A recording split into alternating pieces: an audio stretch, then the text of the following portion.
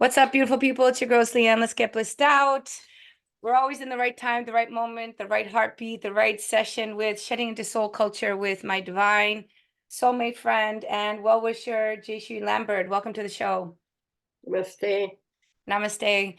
So, friends, this week, our topic for the 18th podcast in this beautiful journey with Ayurveda and the learning where we've come from the basic aspects into the divine feminine and masculine, and now we're going to move into the 3 daily Ayurvedic aspects with appetite, Pitta, elimination, Vata, and sleep with Kapha. And our wonderful friend is going to guide us through the morning prayer and take us through a journey with this wonderful wisdom. Over to you, Jaisri. Thank you. Always starting with a prayer to acknowledge the benefactors that have come before us to allow us to share this together. Om Gananam Tva Ganapatim Havamahe Kavim Kavinam Upamastravastamam Jeshtarajam Brahmanaspatanaha Shrunvanutibihi Sidasadanam Vakratunda Mahakaya Surya Koti Samaprabha Nirvignam Kurume Deva Sarvakaryeshu Sarvada Siddhi Buddhi Shakti Sahita Shriman Mahaganadipataye Namo Namaha Nirvignam Kuru. Inhale, exhale, those beautiful words that each sound and each seed sound of those can vibrate through our bodies, purifies, and bring us back to the soul's nature. This is the Shedding to Soul Culture podcast, reminding us that once we tap into that vortex, life stops, it slows down, and we get nurtured by the wonderful wisdom with Jaisri Lambert.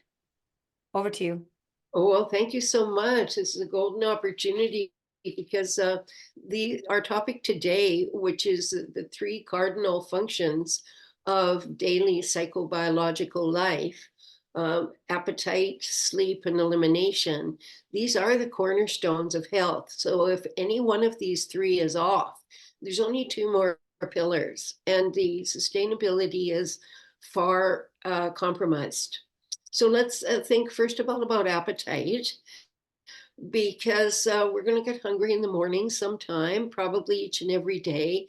Some people a little earlier, some people on rising, and some people much later in the morning, if at all. So it does depend on the previous day's appetite, the food habits. If we have waited for robust appetite, or if we've eaten before robust appetite is installed. So appetite is going to vary. So it's very important to know our own appetite cycle, when we're hungry, what we're hungry for. And we'll get into that a little bit shortly too, because what we eat is so critical in the morning. Western breakfasts are not necessarily optimal. Certainly cold cereal, cold milk. No, these are compromising to the Agni, to the digestive fire, metabolic functions, and are to be avoided.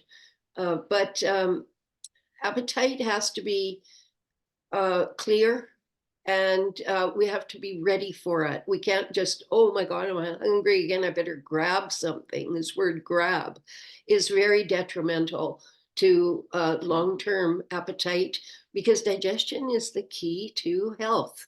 So when people say health begins in the stomach, this is truly a fact. It's our food choices, how we decide about our food choices. So in Ayurveda, truly a savory breakfast is considered optimal. Most of Asian countries, they do have a savory breakfast. There'll be vegetables, rice. It won't be a sweet breakfast like a croissant.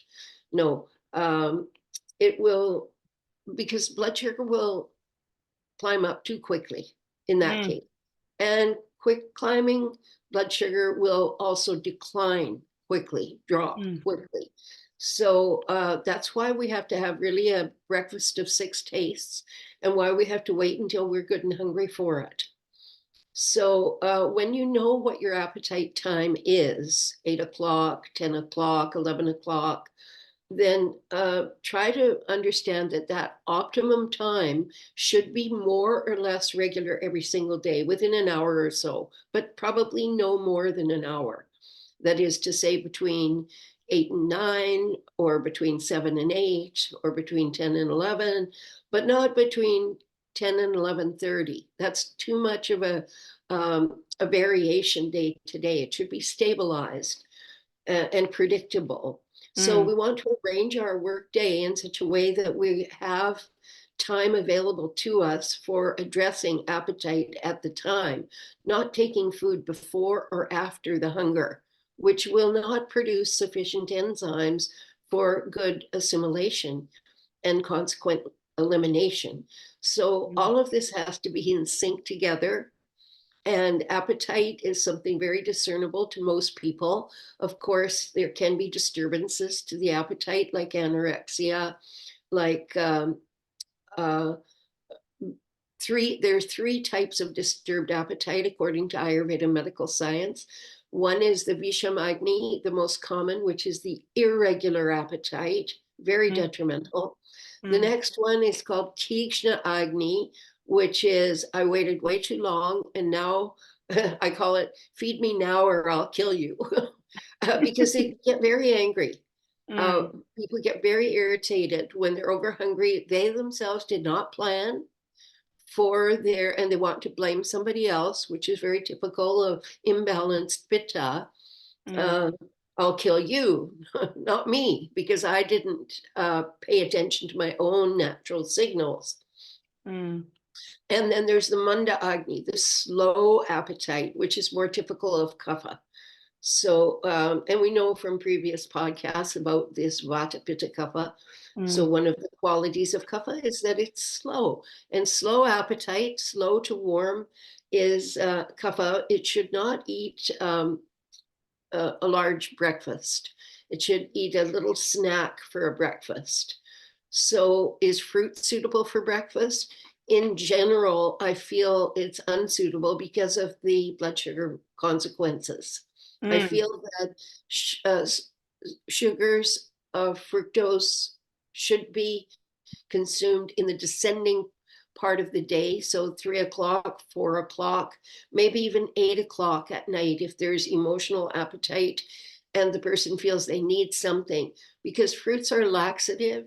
And if they're needed for laxative purpose, then we can have fruits in the evening or in between brunch and dinner. mm, So appetite may only come twice a day. So that will apply to most people in their, say, postmenopausal years, or say 40s, 50s, 60s.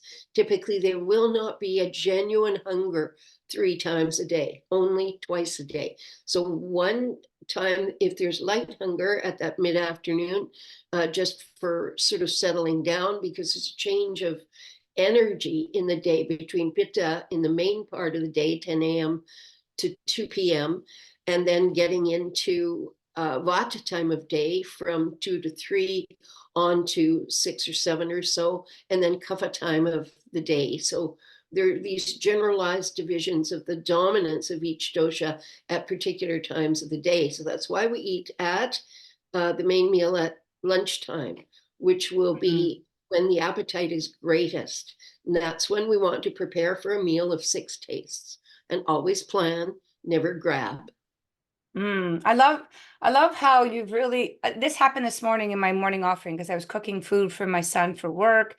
And then I noticed a difference, like where exactly what you're talking about, because usually I'll do a morning offering to the gods with like fruits, nuts, tea, some things like that. And like I never felt bad. Like I feel my body likes fruits in the morning, especially oranges and certain things, because I feel like the digestive system flows, or even my lemon water, stuff like that. But I kind of feel like there's something also significant about the savory aspect, where I had a little bit to eat of that, and it wasn't as large amount. but a little bit of that, and it made a difference even in how I'm holding my energy, like more savory versus sweet. Now, would that be the transition of like how our blood sugar should be properly spiked? Uh, Actually, you may have that habit and you may think this. However, if we look more closely at the science of it and your sustainability throughout the day, first of all, I would suggest the lime water for you because you're Pitta dosha dominant. So I would not suggest lemon because lemon is heating and lime is cooling. And we're coming into summer season now. So I'm suggesting you switch to limes as Mm, compared to lemons. One mm, thing, green color, cooling color, mm, not yellow, heating color. But mm. also no, fruits will uh, not necessarily be the ideal. Even if you're tending to constipation, there are better ways to solve it than to have fruits in the morning that may trigger the peristalsis more substantially than other tastes. But no, we want all six tastes in order to have a balanced blood outcome. And that's based on your Kapha Pitta Vata dominant also too. So the time that we're eating that, the time that we're doing the yoga, the time that we're doing our meditations. And I loved how last week you were talking about the awareness of, even if you are Pitta dominant, not to be so hard on yourself when you don't show up directly on time for your puja, like to flow through your love and your reality with your divine service. Yeah, Pitta person can be perfectionist. They can be very harsh on themselves, very critical. That's if they're imbalanced. And a lot of that is to do with how they meet their appetite. So they should meet their appetite with a lot of respect, planning, like you were cooking for your son, but not yourself. In the morning, yeah. Well, we both eat it together, but I was cooking so his day was easier. But I get what you're saying, like the honor of the self, the honor of self-love and the dedication to, for me, I feel also like where I've had like different aspects of ritual where there was time for serving the deity, and then there was time where I went into aloneness for 10 years of total silence, and I went away from all of these regular rituals that are a very huge part of our the mirroring of the awakening within. And so now that I'm back at that, and I am Pitta dominant, so I understand when I don't wake up always on time, but I feel like because of my attunement with the Ishtadev within me, it wakes me up. And so then I go into that mode of love, and I go and like the Pitta love. I really feel like that love affair, the Pitta feelings, even the soul merge of merging into the Satchitananda and coming through the day that way and flowing with existence that way. Well, no doubt Pitta has the most sattva guna of the three, where Kapha may have more tamas guna innately, and Vata people may have more rajas guna innately. But these are sort of sweeping generalizations. Every person's an individual. And yes, this early morning is good for everyone to awaken naturally without an alarm clock and from within during the Amrit Vela, the Brahma Muhurta, the time between 3 and 6 a.m. Mm, for practices so that we do the devotions without any rushing. It's always the top priority of the Dinacharya, the daily routine, is to do the meditation early morning and then to do the self-care. Then part of that is food. So when will we be hungry and what is ready in your routine to be prepared for having fresh food. So, appetite, of course, is very highly connected to elimination. And when we're talking about the morning routine, elimination is not a topic that people discuss every day, but in Ayurveda circles, we very much give a lot of emphasis to the elimination because we'll tell a great deal about the psychology and everything before the elimination, according to the characteristics of the urine flow and especially the bowel movement itself. So, bowel movement, you see, is meant to be eliminated in the morning within half an hour or an hour max of rising, so that there's plenty of time to relax for it, not rush or have to trigger it with coffee or overstimulating substances that can disturb the tridosha. Uh, so elimination becomes a very important feature of the Ayurvedic inquiry. When the patient comes in, this is the focus, is try to determine what is the appetite, the agni, the digestive and metabolic capacity, because everything will depend in the deeper tissues, if there's symptoms, on how the appetite and metabolic capacity is going to be able to be rekindled to deal with any symptoms and eliminate them from their origin, which is most probably from the GI tract. So, elimination, of course, the lower GI, colon, small intestine, and colon, here the seats of Pitta and Vata, respectively. Colon is governed more by Vata dosha, and then small intestine is governed more by Pitta dosha. So these are very critical seats of origin of symptoms, be they attributed to Kapha or Pitta, Vata or Pitta, respectively. So we have to have the organs, corresponding organs, functioning optimally. We do have signs of excellent elimination. There should be no pain or strain. There should be no undigested food particles, no mucus, and the consistency should be like a banana, and there should be ease. And ideally, there's no stain onto the toilet or the anus itself. So the clean elimination like that, that's ideal. But count with the regular population and see how often that is, because with disturbed lifestyle, there comes for sure disturbed elimination. If there's irregular appetite, there will be irregular elimination. It's so profound that the very simple things that that we could adjust into our day, even understanding like the flow process of, for me, a big thing is like if my mind was active, or say I had to take on emotional energy of anybody interacting with me throughout the business hours or through communication, or I hear something really traumatic, whatever it may be, my elimination naturally that cleanses me is when I have to urinate. It's like I'm drinking water, and I've learned over the years that my body tells itself to drink more water. And when I urinate, I flush out emotions of exchange of energy with people. So just imagine the emotional body, how much it's impacting through conversation, thought processes, overthinking, stress, and not that full surrender that the divine Purusha and Prakriti are doing everything through us, and they're maintaining us and taking care of us. Well, this is the main reason to honor the body as a temple. Let it sleep early so that it can wake up early, right? And take advantage of the most sacred time of day, early morning. And for that, definitely now we come to our third leg in the tripod of daily living, is the sleep and getting to bed early.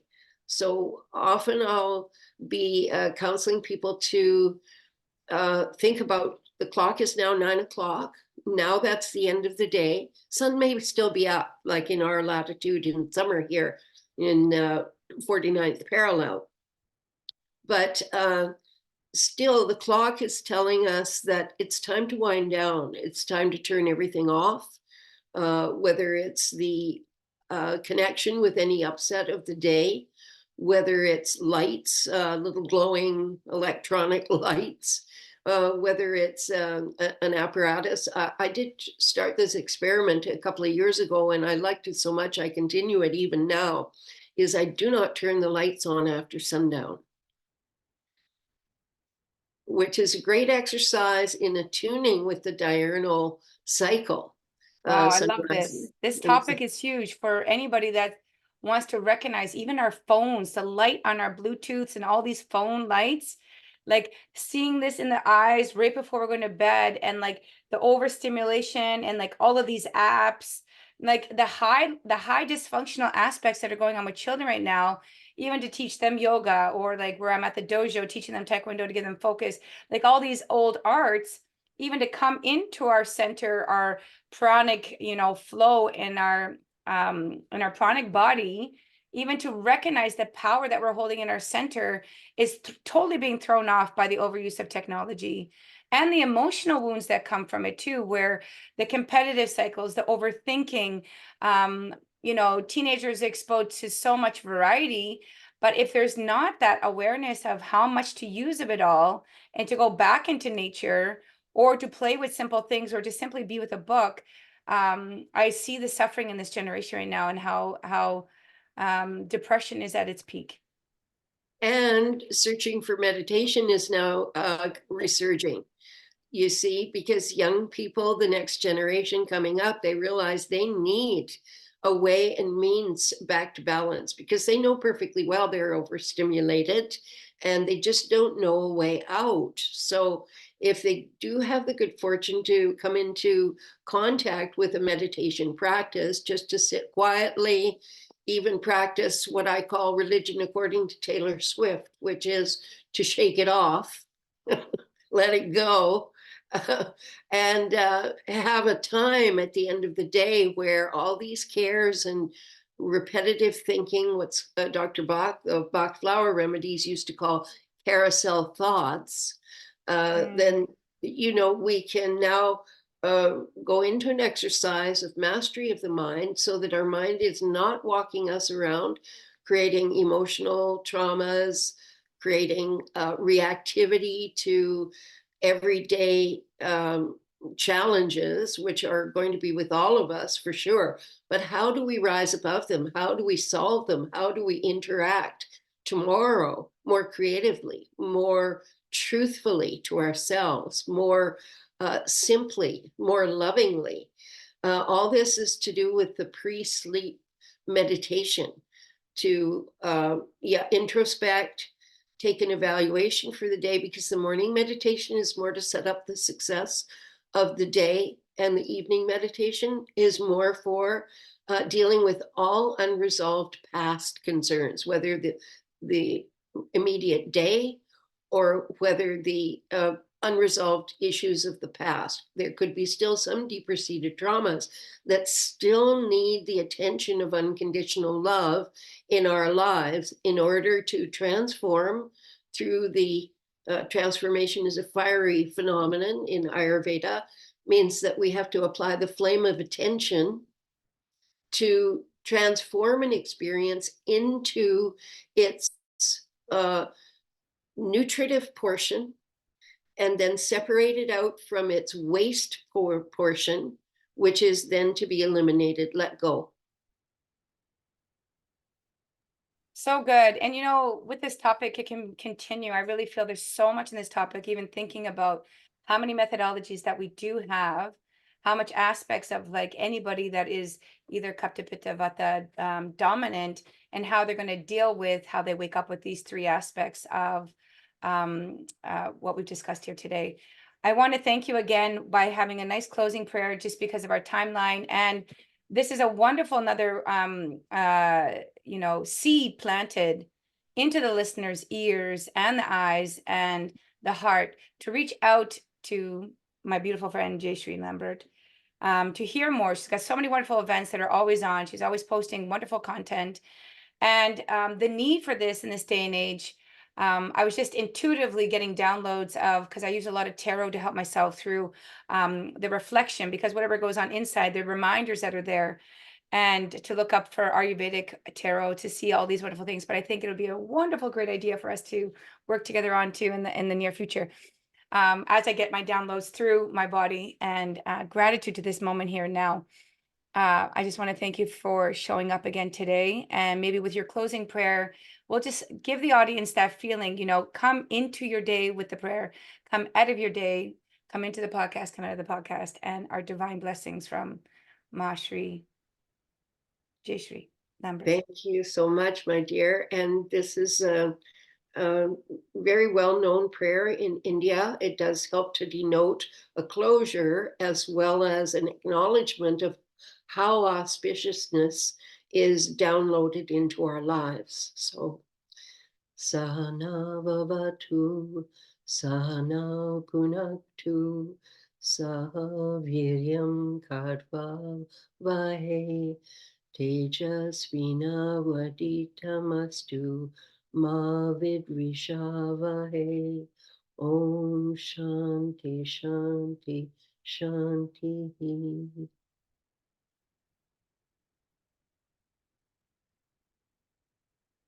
Thank you so much for your silence, your grace, and your love, Jaisri. I want to wish you a beautiful day. And audience, stay tuned for more. We'll be back. There's a lot coming soon. Har Har Mahadev.